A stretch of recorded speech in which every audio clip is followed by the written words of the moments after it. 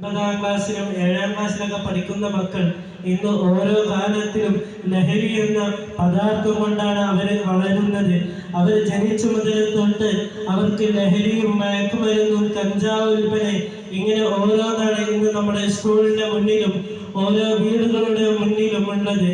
ഇന്ന് മലപ്പുറത്ത് 313 ജില്ലകളിലായി മയക്കുമരുന്നിന്റെയും NDMന്റെയും ഓരോ വാർത്തകൾ നമ്മൾ പത്രത്തിലും മാധ്യമങ്ങളിലെല്ലാം കേൾക്കാറുണ്ട്.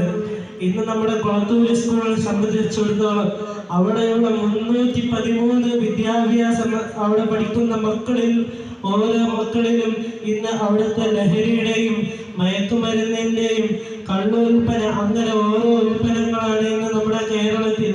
ഇപ്പൊ ഈ കഴിഞ്ഞ വെള്ളിയാഴ്ച ഞാൻ പത്രത്തിൽ വായിച്ചത് വഞ്ഞാട് എന്ന രാജ്യത്ത് 3 കുട്ടികളെയാണ് മയക്കുമരുന്നിൽ അടിമയായി അവരെ